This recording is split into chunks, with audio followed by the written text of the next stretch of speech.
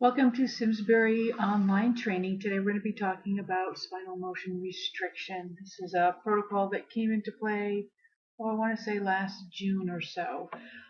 It is in the current North Central CMed protocols, which were updated July 2014. The reason that we're talking about this is we've discovered through research that using a longboard and immobilizing patients from head to toe to prevent or protect from further spinal cord injury really doesn't work. It doesn't help. It actually can be very harmful.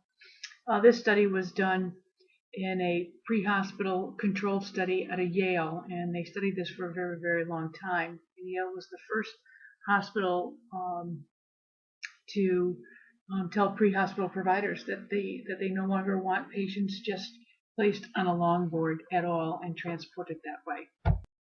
So the reasons that spinal motion restriction came into play is because there's no science that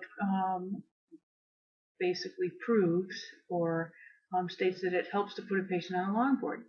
We do know that spinal motion restriction does help by placing a patient on a longboard, which is a LSB, long spinal board, can be very painful. It can add to injuries. It can harm the patient. It can introduce other new injuries that weren't there pre-hospitally. When we picked up the patient, for instance, can make elderly patients more prone to decubiti ulcers and skin breakdown and infection. It also can cause interruption and problems with the airway and breathing and circulation. So there's no science that ever showed that a long spinal board was helpful to a patient. And once it was thoroughly studied, evidence-based, through research and through reviewing those patients that were transported on long spinal boards and those that were not, we found out that the patients transported on long spinal boards and immobilized actually did not do well. Some patients we found died because a delay of care occurred while we're spending time properly securing someone to a longboard. It does take time to do that, and it does take away from the patient's golden hour and ability to get to the hospital to receive prompt treatment. A little bit more as we go through the slideshow. So basically, research was used to develop the guidelines that we now are using when it comes to spinal motion restriction. Now, if you want to know a little bit more about the studies and read about them, you can go on the Connecticut Gov Department of Public Health EMS site, and they have all of the research articles that were published on this. So certainly feel free to look at that on your own time. I didn't provide that in this because I think this particular slide going over and picking out those important points that are important to us in pre-hospital care. So when we think about traditional spinal immobilization, we did it, longboards came into play just as an extrication device, and someone came up with the idea, geez, there's no reason to take them off of it, let's extricate them, let's just secure them to this as if it's a big, huge splint. And that way we limit the patient's ability to do further harm. And so we put patients on longboards, strapped them down. We made sure that their heads were immobilized, their bodies were immobilized. We even had a sequence of how we were going to mobilize these patients: chest, hips, legs, and then head last. And we're checking PMS pre and post. And, we're bringing them to the hospital saying, yay! And we're documenting it in our medical records because we don't want any lawsuit to develop that states that we didn't properly immobilize them after their fall or accident or whatever it was.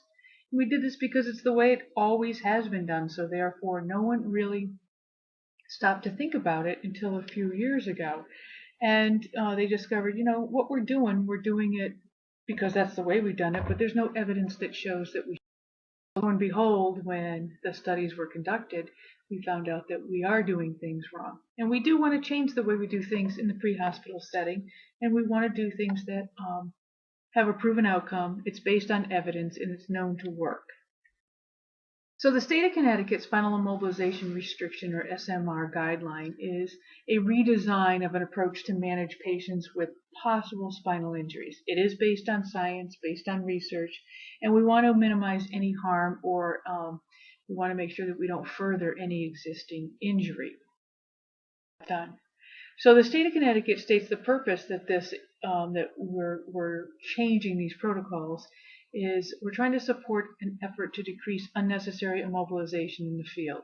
We want to reduce any risks or complications associated with strapping somebody down to a hard, cold board and transporting them to the hospital that way. Because it's not just the transport. If you think about it, they get into the hospital and they're not taken off the board immediately. They have to be evaluated. So once they're on that board, they could be on it for, a good 45 minutes to an hour or even longer, depending on how busy the hospital is. At most hospitals that we transport to, if we do and have in the past brought patients in on a long board, you'll probably notice now, because of this research, the docs and nurses are pretty quick about trying to get these patients off of this board. So the intent of this guideline is to decrease injury. It's also, the other intent is to make you more knowledgeable as a provider. Patients do experience discomfort and can experience unnecessary spinal injuries due to the immobilization on the longboard. So the rationale is there is evidence that the use of backboards in immobilizing trauma victims may cause more harm than good. Sort of said that in the previous slides, but obviously, that's not our job. We don't want to cause pain. We don't want to cause harm. We don't want to add to the injury. And longboards do. They cause pain. They're a hard surface, so they do not mold well to the contours of the human body. So therefore, it's not going to mold to the curve of the spine. It makes patients very anxious. I've taken patients in that are, a little claustrophobic, and you strap them down and they can't move.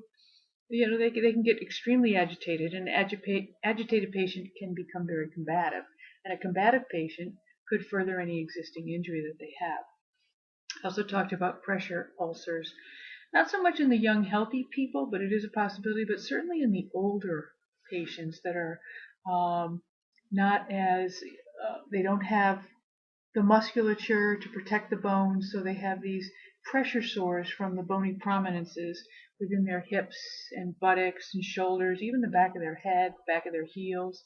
Any place where a bony prominence meets a hard surface, they have the potential for developing ulcers, and ulcers can lead to death in these patients. We also worry about respiratory function. Anytime we strap somebody down on a hard surface and they're not able to move side to side and we've got them strapped in, we can limit the amount of tidal volume with each inspiration and expiration. And again, the last thing, particularly with penetrating trauma and gunshot wounds, the time that it takes us to strap somebody down to a longboard, these patients that have experienced a penetrating trauma, they need a surgeon, they need an operating room. They don't need to waste time in the field with us. So a key thing to take home is backboards should be avoided for spinal immobilization or motion restriction with a conscious patient. So I got a conscious patient who's talking to me. We want to avoid spinal immobilization. We really do. We also want to consider the fact that placing an ambulatory patient on a backboard is unacceptable. And we used to do that all the time. So if your patient is alert, oriented, talking to you, we still may be able to may have to restrict some motion in their head or neck, but we certainly don't need to strap them down to a board. So let's talk about spinal injury. And there's some things that when we talk about spinal motion restriction that we can admit if certain criteria is found, assessed, or appreciated. We can just eliminate spinal motion restriction if the assessment of the patient is normal, they're alert, and they have no weakness, no tenderness, no paresthesia, no pain, and all of their neurologic tests. With that, let's take a look at a patient with a trauma such as a gunshot wound or a stab wound. Okay, do we immobilize that patient on a longboard? No, we don't. Is there a chance that they might have a neck injury? Possibly, but the thing that we worry about with any of these chest injuries and penetrating trauma is their airway, breathing, and circulation. So our priority here really is to treat for shock. And we need to get them to a level 1 or 2 trauma center. So we're talking about St. Francis or Hartford, even UConn if they'll accept the patient, depending on who they have available. But taking time to immobilize the patient on the longboard is not a good use of time. It's not a good use of assessment and medical knowledge and skills. We need to be really managing ABCs and treating for shock and rapid transit. So obviously, some of the things that they talk about is who is the one that's going to make the decision about whether or not somebody is a candidate for spinal motion restriction. It's the person that's assessing the patient. And the assessment needs to be ongoing and repeated. When they talk about the highest level provider on scene should determine whether spinal motion restriction is to be used or discontinued. So let's say that the EMT is called out to the motor vehicle accident. They've assessed the patient and they have some tenderness along the neck. So appropriately so, inline stabilization of the head and neck is achieved. Patient is placed on a C-collar. Patient we'll say the patient's ambulatory on scene, and the patient's placed in a position of comfort on a stretcher. Then the paramedic arrives. That's a higher level of care. When the higher level provider arrives, that provider should be reassessing. And at that point, a decision can be made about whether or not a collar needs to be worn or not. And the higher level provider can decide if the collar needs to remain on or if it can be removed safely and there's no other issues.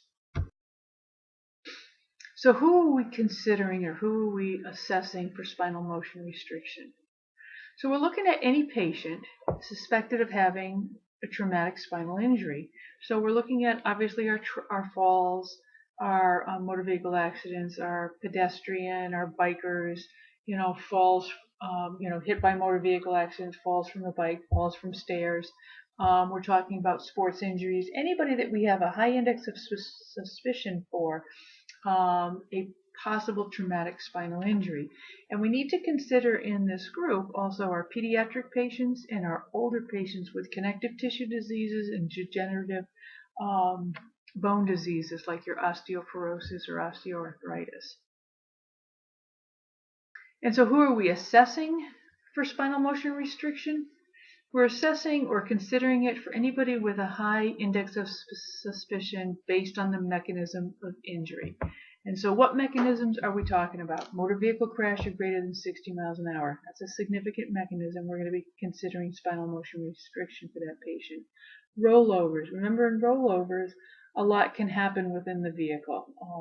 So we can't really predict what the injury may be in a rollover versus a front-end collision, because in a rollover there's a lot of bouncing around going on. So there could be injuries in all different places. So again, that's a high mechanism or high index of suspicion for a possible spinal motion restriction, possible spinal injury. Ejection, anybody ejected from a vehicle, ejected off a bike, whether it's a motorcycle bike, a road bike, ATV, anybody that's ejected. Falls, people get a little confused about the distance of a fall. So a fall greater than 3 feet. So that's a patient, if you can imagine a patient standing 3 feet above the floor on whatever, a chair, steps, whatever the case may be, a bench, a tree. As long as they're 3 feet above the floor or 5 steps or higher, we're considering a possible spinal cord injury and the need for spinal motion restriction in these patients. Axial load to the head or neck. So we're talking about, when we talk about the axial load on the head, hitting the head directly on top of the head, crushing the spine, heavy object falling on the head. We also talk about contact sports with spearing, sometimes that we see in like football, for instance.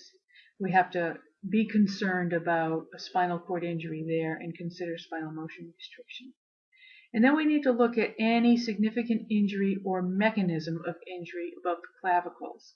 So obviously, if something significant hits the neck or head, and the head is thrown forwards, backwards, sideways, or in whatever direction, and maybe in all the directions, we have to consider what might be going on with the spinal cord. And then we talk about injuries involving the motor vehicle, motorized recreational vehicles. Those are the ATVs and such. And I did talk about bicyclists So as we assess for spinal motion restriction, we're looking at patients who have sustained a mechanism of injury or a potential for a spinal injury that requires some type of restricted spinal motion. So what we want to do is, our goal is obviously protect the injury site and prevent any further injury. So there's some things that we need to think about. If the provider is unable to reliably assess the patient, or the patient exhibits any clinical signs or symptoms of unstable spinal injury, which I'm going to list in a minute, then we're going to go ahead and spinal motion restrict the patient. So again, if the provider is unable to reliably assess a patient, we've all seen the patient that we just can't assess. Maybe they're not answering questions, maybe they're anxious, maybe they're distracted, maybe they have dementia, maybe they have a language barrier, and we're just unable to assess that patient. That's a patient that we're going to consider based on mechanism that might need spinal motion restriction. And again, if the patient is showing, we need to also consider spinal motion restriction. I'll go into that in a minute. So I did talk about the dementia patient, or the patient with pre-existing brain injury, developmental delay. Maybe there's some agitation, psychosis, some type of stress associated with it, whatever the trauma is. We're considering them altered. So anybody with altered mental status and they're unable to participate in the assessment that we're doing, we're going to restrict their spinal motion by applying a collar. Distractible injuries or distractions, or awful injuries, maybe a death of someone in the same motor vehicle that they were in, or maybe in another motor vehicle within the same accident, maybe an open fracture, maybe a lot of bleeding. So anytime you have any type of distraction that may prevent someone from really appreciating any pain or discomfort they may have, we're going to consider doing spinal motion restriction on that patient as well. And then we talk about the insurmountable communication barriers. We don't have the ability to call up translators on scene, such as the hospital does. So in situations where there's a foreign language, or maybe a hearing deficit, or maybe it's a pediatric patient that isn't verbal yet, maybe it's a mentally retarded patient who may not be able to communicate well with us, whatever the case may be. If they're unable to communicate and understand what we're asking, we need to consider spinal motion restriction if we feel as though the mechanism is spinal cord injury. So what kind of findings are we looking for? We've got the awake alert patient who is able to participate in their care. So now we need to assess them for possible spinal injuries. So first we're going to identify whether or not they're having any midline spinal pain. And if they tell us that they're having pain, then we're going to go ahead and restrict their motion. We're also going to assess for any deformities or tenderness with palpation. So let's say they don't have any midline pain, then we're going to move into the next step, which is we're going to palpate each and every vertebrae. We're looking for any type of deformity, any type of step off, any type of presentation to the cord that seems abnormal, or any tenderness on palpation, which is why we go down every single vertebrae and ask, any pain here, here, here, and we're going to continue to palpate all the way down. If we find that they are having pain or deformity, they're going to be spinal motion restricted. If both midline pain and spinal deformity or tenderness are not present, we're just going to go and move to the next assessment, which is any abnormal neurologic functions. So we're talking about any presentation of numbness or tingling, inability to move particular extremity, maybe weakness or unequal grasp, anything that would not be considered normal neurologic function for the patient. The other thing that we're looking for is anything that's asymmetrical. Maybe the sensation is intact on one side but not on the other. Maybe the sensation is intact from the waist down, but the arms feel heavy and weaker than normal and a little bit difficult to lift. So in that situation, any type of abnormal neurologic function, we're going to identify this as a positive exam, and we're going to spinal motion restrict that patient. The last thing that we're going to do, if everything has been normal, so there's no pain midline, there's no deformity, no tenderness, there's no abnormal sensation or strength with the patient, then we're going to go ahead and do the cervical exam itself. And we're going to have them basically flex their neck, chin to chest, and we're going to also have them look straight up, and then we'll have them look left and right. And if they don't have any midline pain, what that probably are not going to need to spinal motion restrict the patient. But if they do have any pain with that type of movement, we'll go ahead and spinal motion restrict the patient. So normal motor function is both hands have equal strength, equal grasp or grip, and equal finger extension. In other words, they can fan their fingers out and then close their fingers. Or the other thing you can assess is obviously strength of the wrist. So you're going to have them flex at the wrist, and you're going to have them flex upward and flex downward, and you're going to have them press against your hands as you do it. We want to assess the strength, basically saying, I'm going to pull your hand back, don't let me. I'm going to pull your hand down, don't let me, and see how they handle that. We're going to do the same thing with the feet. And we've probably seen many of your partners or even yourself have done this in the back of the ambulance, where you have the patients, press down on someone's hand with their feet, and then hold the dorsal part of their foot as they try and pull up their foot to make sure that they both have plantar flexion of the feet as well. We want to make sure that the patient has intact sensation to all of the extremities. They feel normal, they feel equal. Nothing feels heavy, there's nothing abnormal there. We do want to specifically ask, are you having any pins and needles, numbness or tingling? All right. Sorry about the dog in the background. Anyway, so we're going to assess for normal sensory functions. And again, asking the questions, we want to check and make sure that they aren't having any abnormal injury. And I talked about this earlier about the spinal cord exam. We are going to palpate the spinal column, every single vertebrae thoroughly. We're going to make sure there's no midline tenderness or deformity. We want to make sure that there's no pain when the patient is moving their head up, down, or side to side. And the last step in the spinal assessment is to instruct the patient to move slowly. Let's say they're in the car and we're going to get them out, or maybe they're already out of the car, or they're at home and they've sustained a fall. We're going to have them move nice and slowly and stop if they encounter any pain, numbness, tingling, weakness of any kind. We don't want to be rushing them to the stretcher. We just want to have them move as slowly as possible. Again, we're talking about the alert patient. So when we talk about the clinical decision, do we spinal motion restrict the patient or not, we need to think about the patient's presentation. If the patient is able to reliably be assessed and they're without any clinical findings such as pain, paresthesia, paralysis, weakness, then certainly we can go ahead and make the decision not to spinal motion restrict this patient. However, if they do have any positive findings at all, we're going to go ahead and place a cervical collar and restrict, as to the best of our ability, any additional spinal motion. Patients self-splint. When they're in pain, they're not going to be moving a whole heck of a lot. So, asking a patient to limit their spinal motion or their twisting or their movement is not going to be a hard thing to do at all. They're going to be very able.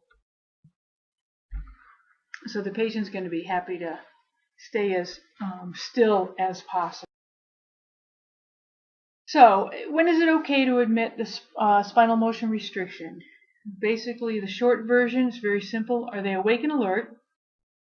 Does the spine not hurt?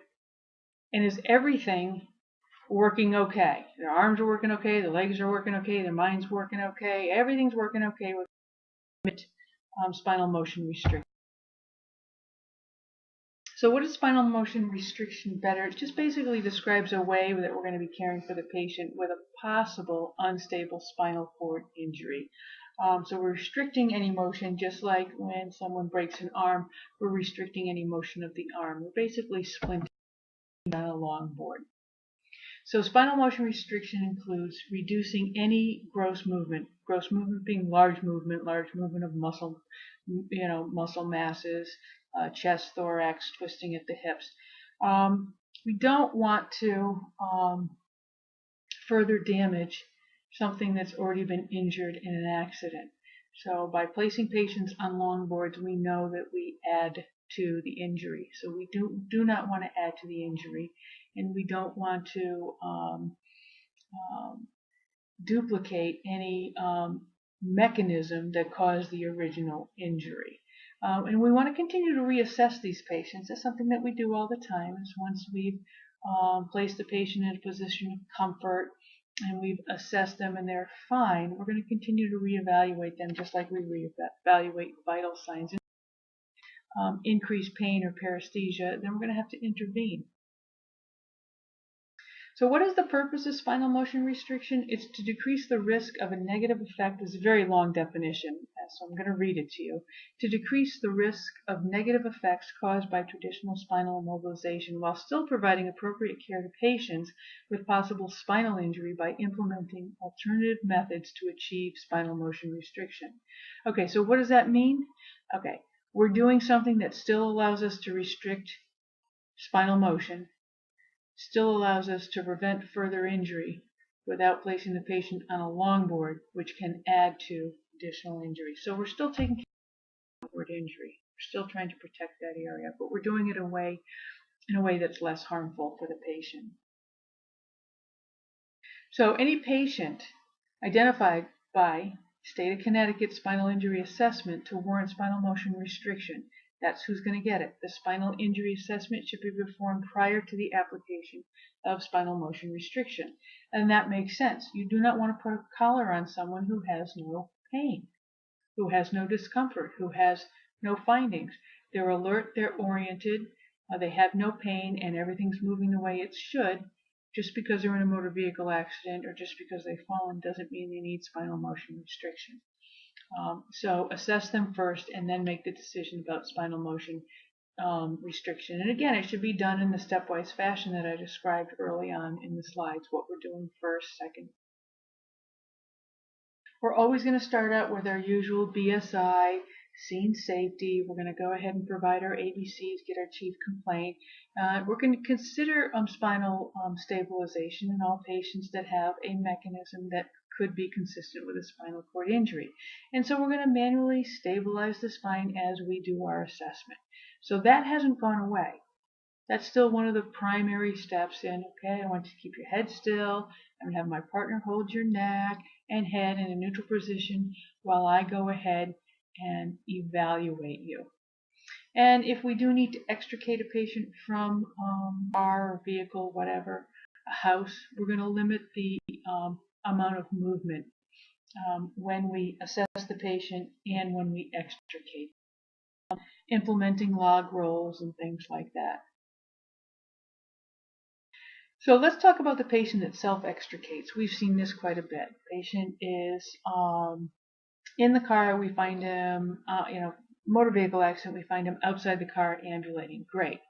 But every once in a while we have those helpful bystanders that see the motor vehicle accident. They say to the patient, stay in the car, don't get out, don't get out. And so when we happen upon scene, they're sitting in the car.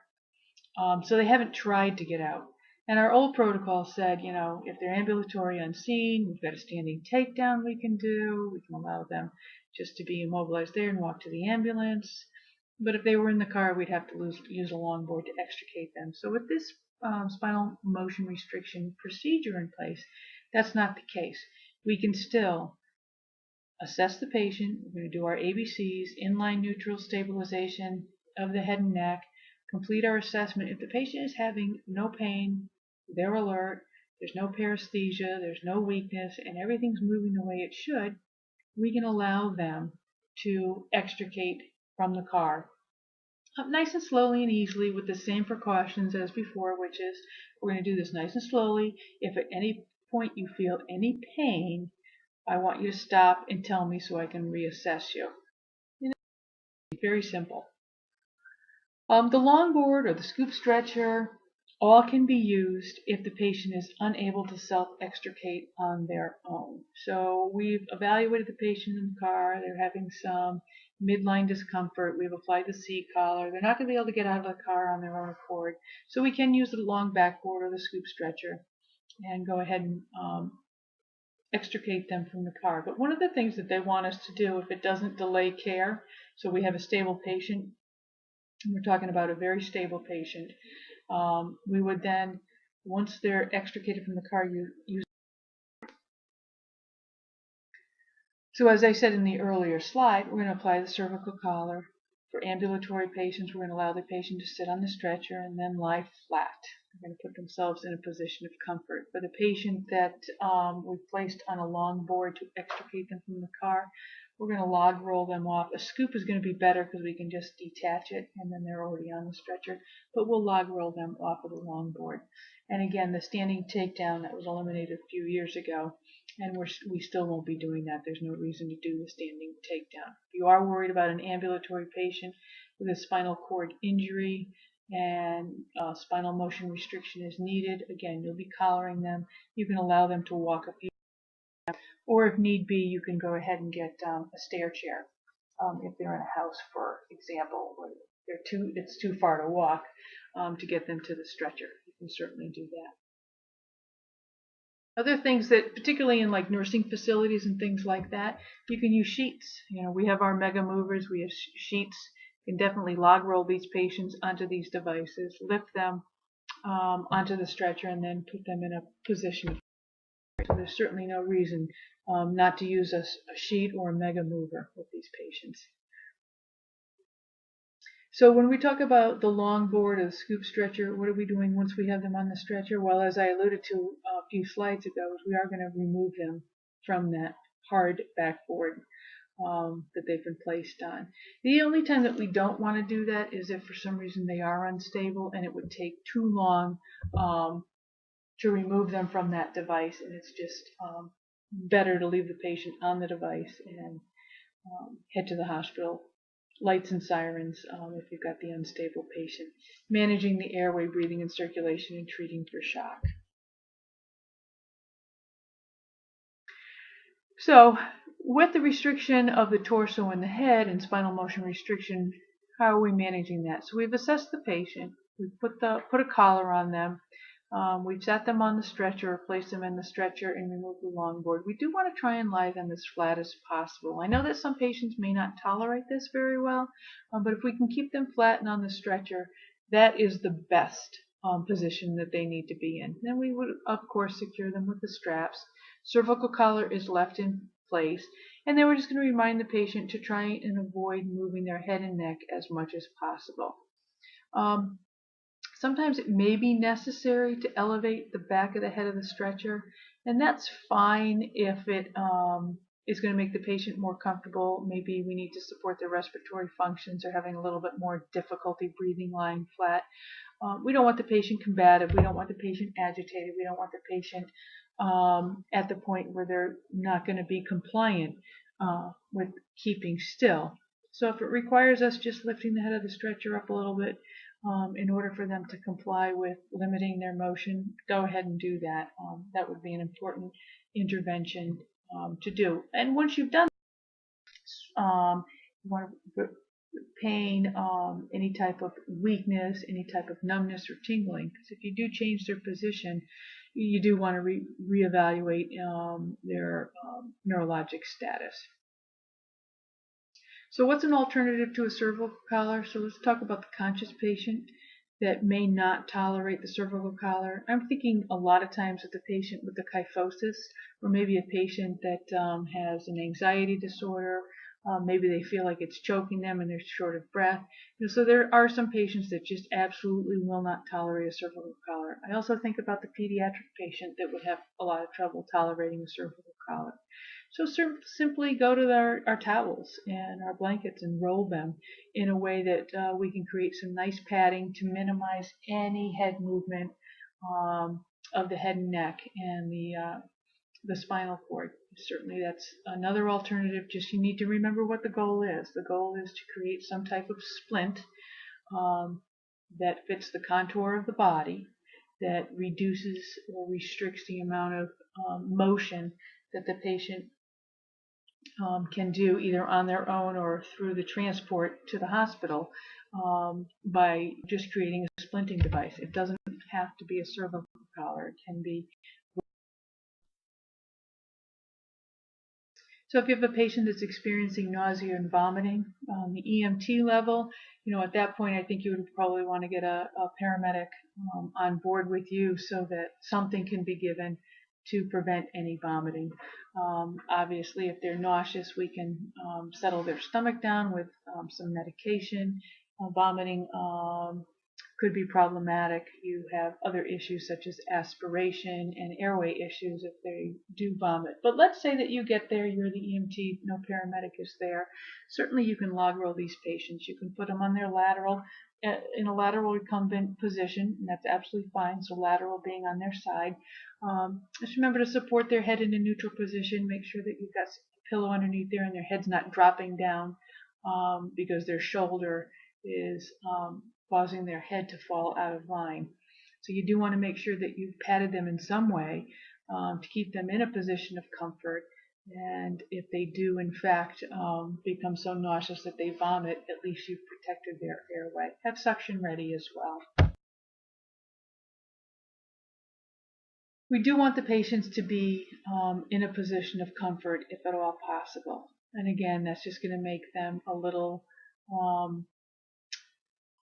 more comfortable with your care, and they're going to be able to follow your instructions. An anxious patient will not listen to you and may become combative and maybe move around a lot more than you want them to do. We've all had that patient in the back that just will not settle down. We certainly don't want that to be the case with someone who has a significant mechanism, possible spinal cord injury, and we're trying to restrict their spinal motion. And they're just not complying with us. So if we can get them into a position of comfort while supporting their head and neck, that would be terrific. The order of preference that they talk about, the position they want the patient transported, is supine is best. Supine on the stretcher. Lateral is the next best position, and a Fowler's position is the least appropriate, but certainly if they have to be in a Fowler's position, do not elevate the head too high. So what they're saying here is elevate the head to the least position that the patient can tolerate, so the lowest position that the patient can tolerate, almost as flat as possible. Ongoing assessment, as I said before, we're going to regularly assess their motor sensory function.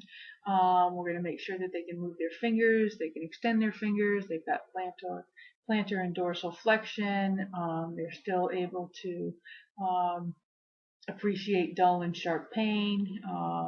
So PMS, that's going to be something that we're going to do throughout the transport, particularly anytime we change their position in the ambulance. So they do go into if the patient experiences any negative effects from spinal motion restriction methods, positioning used and alternative methods should be implemented. So what are they saying? They're saying, okay, so they're not tolerating a supine position. Certainly move them to their lateral side, make them a little more comfortable that way and see if that works, but reassess for any deficits.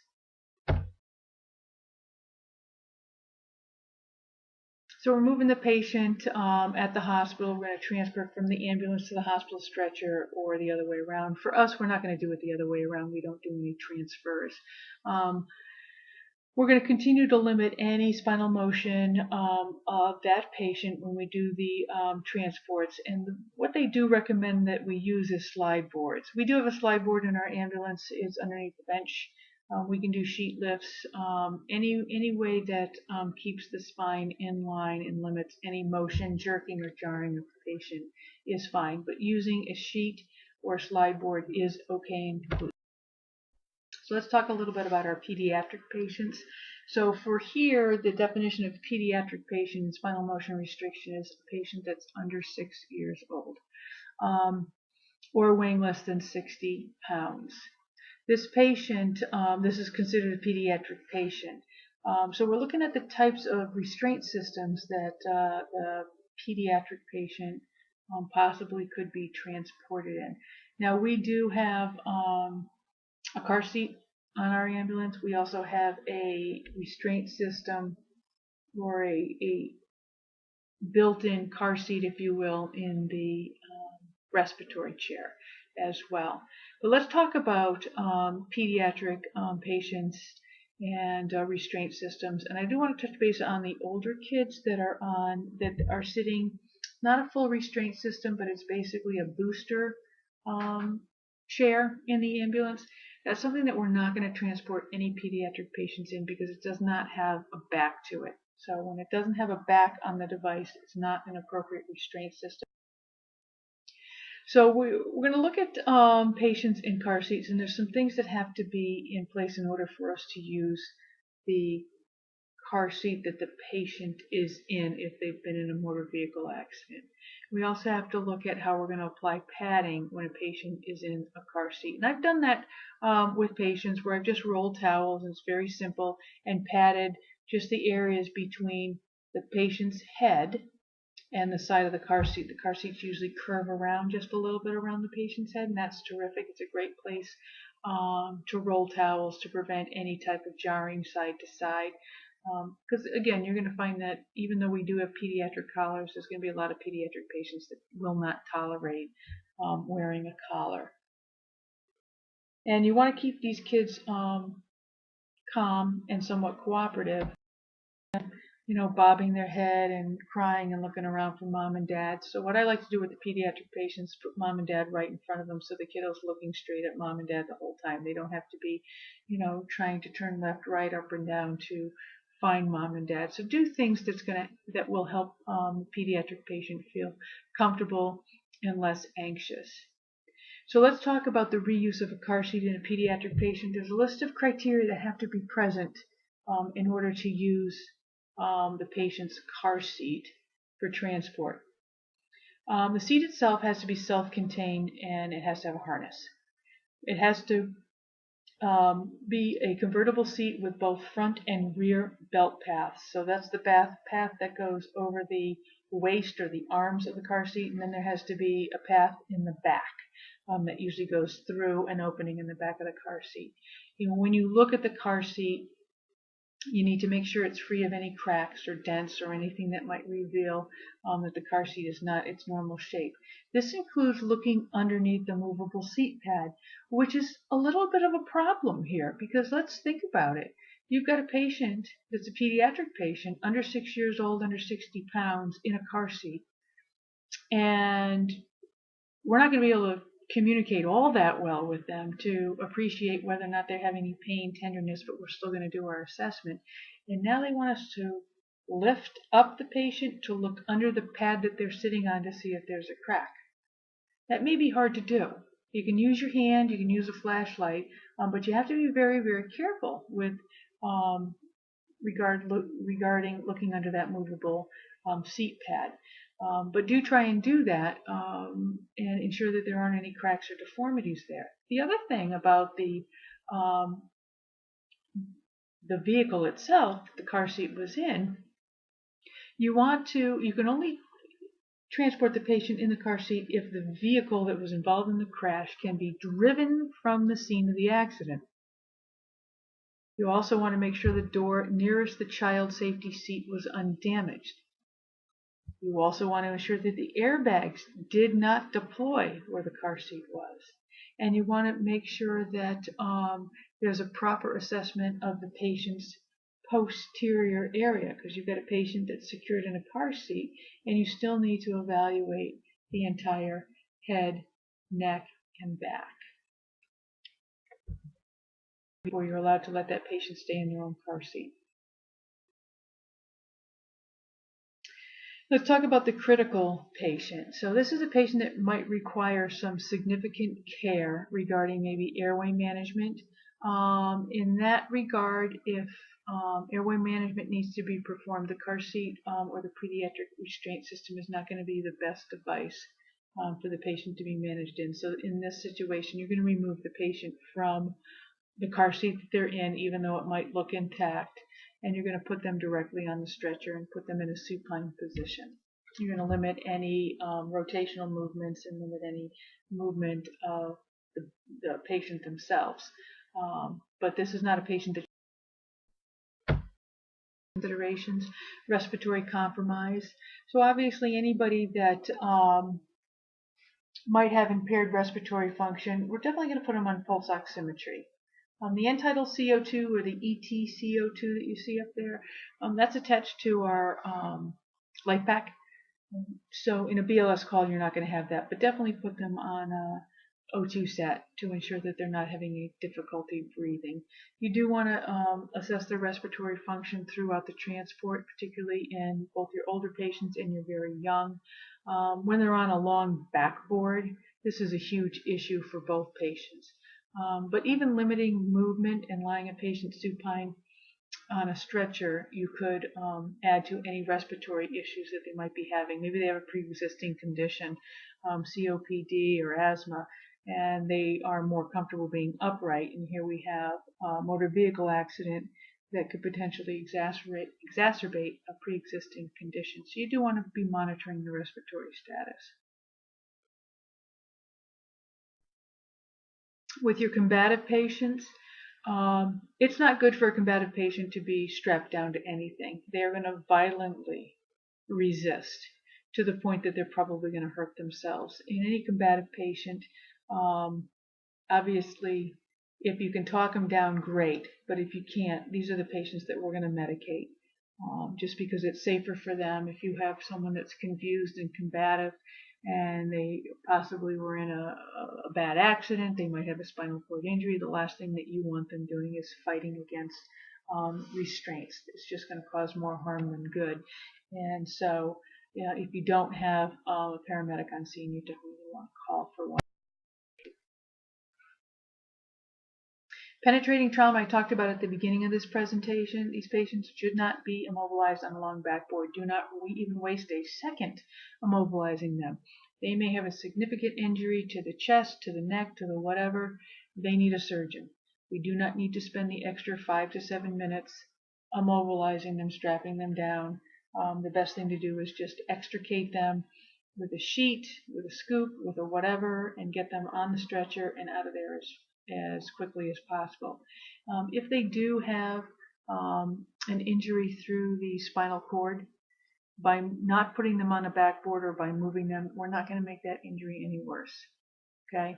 So if they already have a catastrophic spinal cord injury due to whatever trauma they've sustained, putting them on a backboard doesn't help. And as a matter of fact, studies have shown, evidence-based studies have shown that patients that have penetrating traumas that arrive at the hospital on backboards have a higher mortality rate than those patients with the same types of penetrating traumas that arrive on a stretcher. And the difference that they're saying plays into this particular statistic or study is the time it takes to put a patient on a backboard is the issue that causes the mortality. So we're not going to put these patients on backboards at all. We are going to focus on ABCs, we're going to focus on treating shock, and we're going to focus on possible. Any traumatic brain injury, secondary injury to the spine often arises for increased intracranial pressure or swelling in the head or brain. When that happens, we have what we call hyperperfusion or hypoxia, so we have vascular injury. Studies suggest that protecting the injury site from pressure may be as important as reducing the spinal cord movement. So obviously protecting the site from pressure means we don't put them on boards. They may have secondary injuries, particularly brain injuries, that would be made worse by in some circumstances, extrication of the patient using traditional spinal immobilization techniques may result in greater spinal movement and delay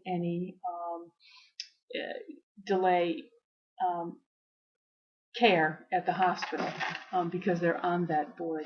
And you've all been to the scene where you're trying to get somebody on the spine board, and there's a little bit of a disconnect between, maybe the patient, the movement, the fire department people, whoever, EMS, and, we're trying to get the patient out. But just getting a patient, if you think, out from the driver's seat of a car and just trying to rotate them in a fashion that works is a hard thing to do. So you may have additional torquing or twisting that occurs unintentionally so, but can occur by just putting them on a longboard.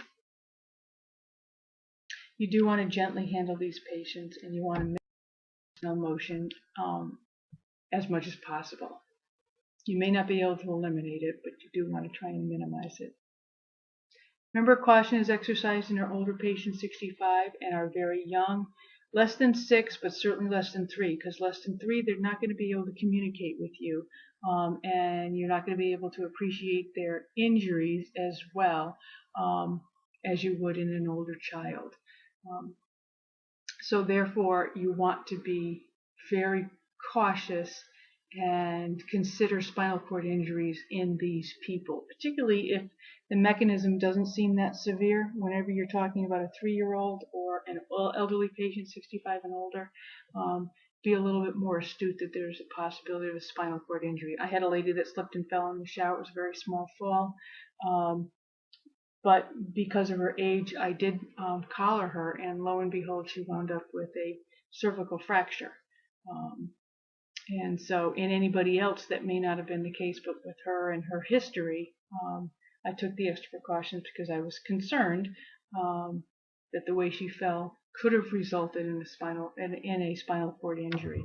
Luckily, it was a cervical fracture. Her spinal cord was intact. Let's talk about helmets.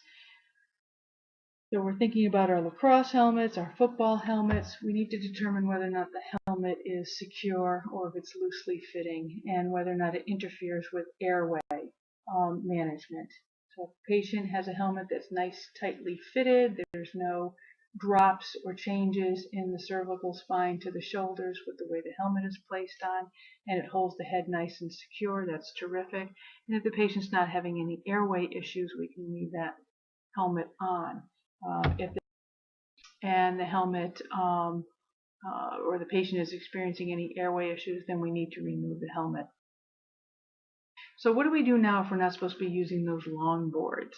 Okay, other options for extrication. Scoop is great out of a car, and again, the sheet transfer.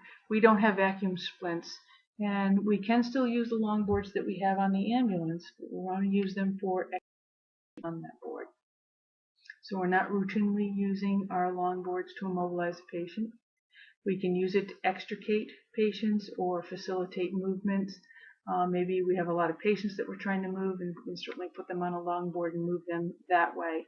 But we're removing them from. Long boards are also great for CPR, cardiac arrest patients. We're fortunate enough that our stretcher itself has a very solid piece of metal right along the chest and thoracic region for CPR specifically. But certainly if you've got somebody that's on a surface that is soft, certainly roll them and put them on the long board so that you have a nice solid surface to which compressions can be applied. And again, ball.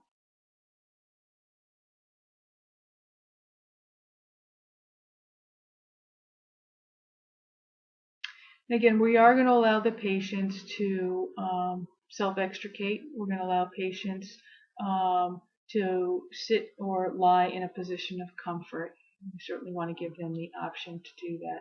We don't need to be collaring and boarding everybody. We need to be assessing them. And if we are going to collar a patient, we need to have a reason to collar the patient.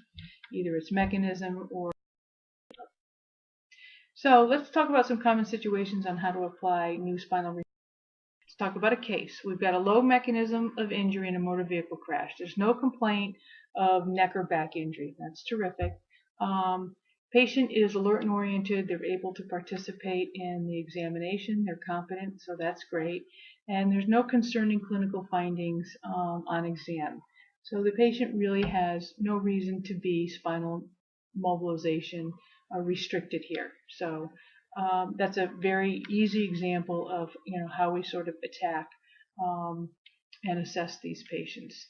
The mechanism isn't there. There's no head or back nor neck injury. They're competent and able to fully participate in the tells you that you're concerned about any type of deficits, neurologic deficits. So now we have another case. We've got a fall victim, fell approximately 15 feet. Okay, we've got a mechanism there. They're alert, oriented, and no distress. Terrific, so they can participate in their exam. They have a complaint of midline upper back pain. I'm very concerned about midline upper back pain. This is a patient that I'm definitely going to spinal motion restrict this patient. They seem to be reliable, and the mechanism is there, and they're also having deficits that normally weren't there. So what are we going to do? How we can get this patient out of the house? We can use a scoop. We can put them on a long spinal board to extricate them from the house. We are going to maintain neutral inline stabilization, place a C-collar on the patient, and then we're going to take the patient off of the scoop or the long spinal board, and we're going to put them in a position of comfort. I'm going to ask the patient to limit any movement.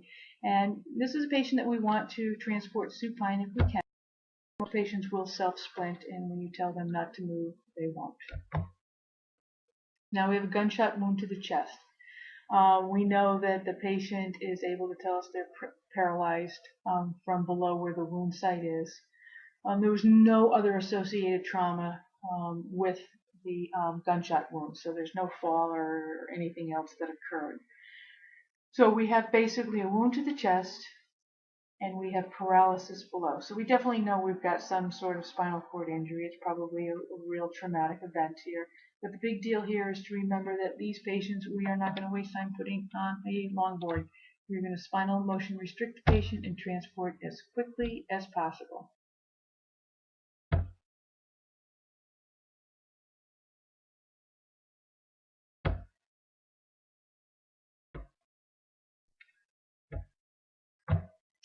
This is the high school football player. He has helmet-to-helmet contact. He's complaining of mid-neck pain, pins and needles to his arms and legs. So we have a neurologic finding here. We definitely have a mechanism. He needs spinal motion restriction. So here now we have to assess the helmet. If the helmet or the equipment is snug, we can leave it on. We can place the patient on a scoop and transport them on the stretcher. Just remember to limit head motion. If the equipment is loose, we need to remove it carefully, apply a C-collar, scoop, and transport on the stretcher, limiting head movement. So the finding there is it's loose, it's not providing any support. Minor low-speed motor vehicle crash. Okay, low speed, so it's less than 60 miles an hour. Cars are built very well these days. Patient is ambulatory on scene. They're complaining of midline neck pain. As soon as I hear midline neck pain, I'm going to spine motion restrict this patient. I have no idea the age of this patient, but I go into this saying, oh, it's a minor low-speed motor vehicle accident. It's probably not an issue. I'm probably going to get a refusal. Well, they're complaining of midline neck pain. That's somebody that needs spinal motion restriction. We're going to apply the C-collar. We're going to allow the patient to sit on the stretcher, then lie down on the stretcher. We're going to transport her in the position of comfort. And diving into a pool, the patient struck their head.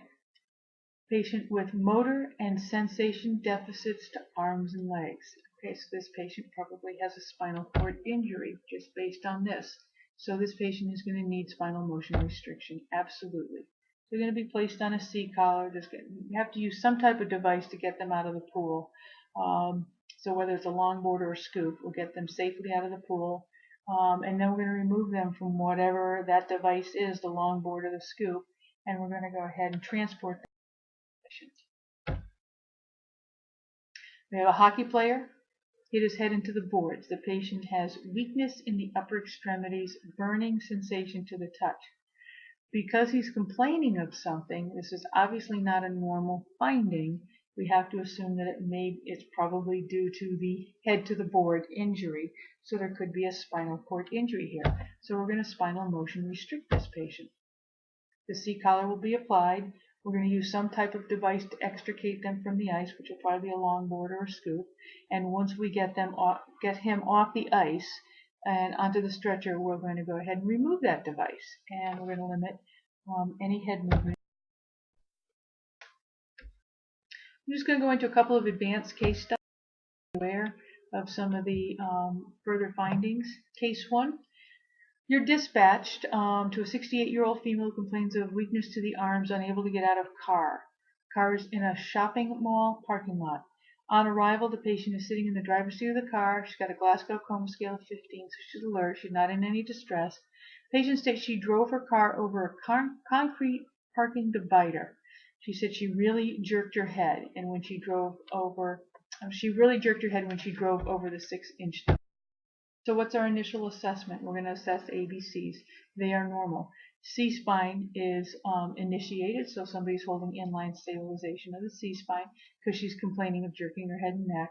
We have to determine, is this patient stable or unstable? She appears to be stable, and then we have to evaluate the mechanism. This is an older woman, so the mechanism, maybe if it happened with a younger person, may not be a big deal, but I'm a little concerned because of her age and the fact that she was jerking. My secondary assessment, I find that her vital signs are normal. She has no pain on palpation of the spine, so that's terrific. There's no deformity palpatable at all. Her lower extremities have normal motor function on sensory exam. So her legs are operating as they should, but her upper extremities, she's got good sensation to light touch and sharp touch, but she's weak, and her motor function is not normal. So I do have a neurologic finding. So this is a patient that I'm concerned about, a central cord injury. This is restricted at this point. Now we find out the patient has a history of osteoporosis. So obviously her age and the fact that she has osteoporosis puts her at a high risk for these types of injuries. She's going to get the C-collar. She's going to be extricated. Probably either with a scoop or with a longboard. We're going to limit any motion. We're going to place the patient on the stretcher, lie her supine, and ask her to limit any motion. We're going to reassess her vitals. We're going to further evaluate for any decrease in motor function of the upper extremities and any sensory changes. We're also going to evaluate her lower extremities and make sure that she's not complaining of any other changes in sensory motor function there. And we do have a patient that's complaining of some dull pain. I'm seeing to myself that I might have some type of spinal cord injury. This is an actual case, this person was diagnosed with a central cord syndrome or spinal cord injury. It occurred because of the hyperextension of the head and neck during the bouncing and jarring after going over the cement barriers. So the central cord is swollen.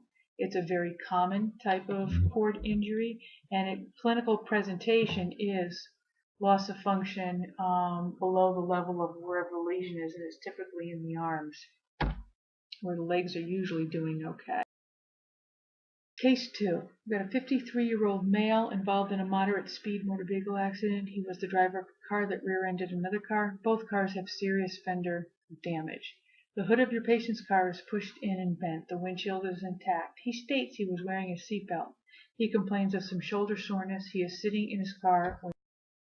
So the initial assessment is we find his ABCs are normal. Cervical spine is stabilized manually, so we have neutral inline stabilization going on. And it's being manually held because you're concerned about the appearance of both of the cars. So you have to decide whether or not the patient is stable. While the ABCs are normal, he's alert and oriented. So we're going to consider him stable for right now. So now we're looking at the mechanism. It doesn't seem like the speed was high, but obviously the appearance of the car is a little bit concerning. So there may be a questionable mechanism. So your secondary assessment is completed, and you do complete a neurologic exam with that. The vital signs are normal. The patient denies any pain on palpation of the spine. You feel and find no deformities. The neurosensory exam is also normal. So in other words, sensory to touch. Patient is able to perform range of motion without pain or limitation, and motor examination is normal. So he's alert, he's participating in the exam, he's got no numbness or tingling, everything is working as it should. So the patient really has, at this point, has no.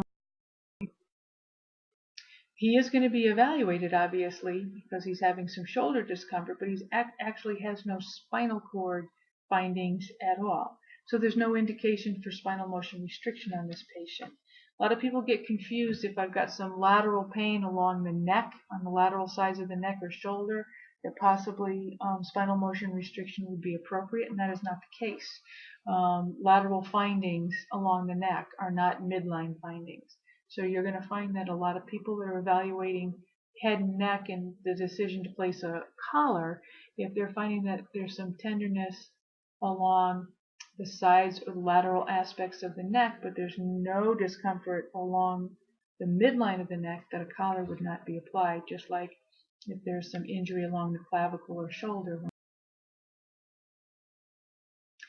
So what happens here is the patient really is cleared as far as spinal immobilization is concerned based on our current protocols. However, the patient should be transported to the hospital so that the shoulder injury can be evaluated. Case 3, you're called to the home of a 32-year-old woman who's complaining of left wrist pain. She is embarrassed that she had to call 911, but she can't stand the pain in her wrist and cannot drive herself to the ER. She states that she injured her wrist about 6 hours earlier after she fell out of a moving car. We got a mechanism there. She reports her friend said that she was initially unconscious. Oh, that's another problem. For several minutes. She admits to drinking a few beers. What's going on in this story? So our initial assessment is we've got airway, breathing, circulation are all normal. No manual stabilization initially occurred because the call was for the wrist injury. The patient denied any neck or back complaints. The patient appears stable.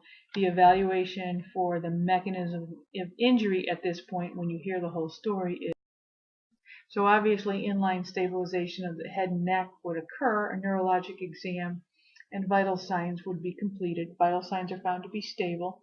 Cervical spine assessment reveals mild tenderness on palpation. So obviously at this point we've got some midline issues there. The neurologic exam itself reveals sensation is intact to light touch and pain. Proprioception is normal. In other words, the way her body and her ability to sense where her body is in relation to other things is normal. Okay, that's something that we normally do. We can tell whether or not we're upright or sitting or lying down. That proprioception is normal. The patient is able to move all extremities, but you note multiple abrasions over the forehead, scalp, left. So we've got a problem here. She's had a loss of consciousness. She's ETOH during the accident, and she has some associated injuries. And she's already described her wrist injury as being so severe she couldn't even take herself to the hospital. So we have a little bit of a distractor as well. So she does need a cervical collar, but we'll go ahead and get her onto the stretcher. If she's going to ambulate a short distance, that's fine. This is someone that's in the house, or we will put her on a stair chair and extricate her that way. We're going to continue to reassess her en route. And then the diagnosis for this particular lady had subluxation of C-spine. In other words, the C-spine at C4 and 5 were dislocated with a fracture at the arch of C4. So she did have. Case 5 is a 5-year-old man who fell out of a tree approximately 10 feet, so we have a mechanism. He landed on the hard ground. The parents report that the patient was unconscious. Oh, a secondary issue for a few minutes. The child is now alert, oriented. How many 5-year-olds that fall out of a tree that are quiet and still? So that's another abnormal finding. The initial assessment reveals that the airway is patent, breathing and circulation are all normal. The patient appears to be stable because ABCs are fine, and the evaluation of the mechanism of injury, the possibility of a spinal cord injury. So the neurologic exam and the secondary exam shows the vital signs are normal. There is some shoulder pain. There's some burning in both legs. That's an abnormal sensation. Patient refuses to participate in the exam and any further or participate in the exam any further or describe any other sensations. So this is somebody that's definitely going to be spinal cord restricted, spinal motion restriction, just based on what we're finding here. The patient is at high risk for spinal cord injury and fracture due to the definitely high risk for spinal cord injuries. So we're going to spinal motion restrict this patient. We're going to continue to reassess this patient. Fortunately, throughout the transport, the patient's assessment has not changed. The SCIWR score, that's basically is just a fancy word for spinal cord injury without radiological studies, so they didn't do an x-ray. But they did find that based on just the evaluation, you did have spinal cord injury. So this patient suffered a fractured clavicle and a spinal cord injury. Clavicle in kids. I think this is the last case study. 20-year-old male pedestrian struck by a car. We have a mechanism. He's lying in the road. He's unconscious. Okay, so we have some additional findings. He has an obvious head laceration, and the car that hit him left the scene. Per witnesses, the car was traveling at a high rate of speed. The patient struck the windshield and rolled. So we got a Glasgow Coma scale of 3. So basically nothing's working. The table that you're sitting at, the desk that you're sitting at has a Glasgow Coma scale of 3. So we have a very unstable patient. We noted that the airway has blood in it. He's got weak rapid pulses, so we know he's in shock and probably has a lot of internal injuries as well. He is unstable. When we look at the mechanism of injury, we've got a high risk, significant mechanism. Treatment, we're going to spend time managing this patient's airway. We're going to control any bleeding. We're going to apply a servo collar. We're going to get the patient onto a scoop as quickly as possible.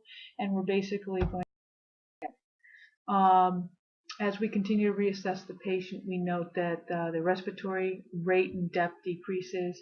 So we begin to assist ventilations and we treat for shock. We've got a traumatic head injury with a possible spinal cord injury. So the discussion is here, do not immobilize on a long board. Why are we not doing that? It's going to waste time. The scoop is the better way to move this patient. It takes time to put somebody on a long board. Once we put the patient on the scoop, we'll go ahead on the stretcher, basically lying supine. So in summary, some of the things that you want to take away from spinal motion restriction is we do it because the evidence shows it's the right way to manage these patients. It is the new standard. And I know a lot of us have been doing it the other way on the long board for many, many, many years. And we have to untrain ourselves to think about spinal motion restriction. The long boards can be used to transfer a patient from motor vehicle to stretcher and then remove them from the longboard, but we don't want to transport these patients to the hospital on the longboard. In rare situations where it would take more time and delay care to take them off a longboard would be the only time that we would take them to the hospital on the longboard. So obviously you want to follow the current standards. That's going to be your best defense in any type of legal action. We know that a lot of these motor vehicle accidents particularly go to court. So make sure that you are doing what the standard of care is and properly assessing these patients. And again, immobilizing on a long spinal board is no longer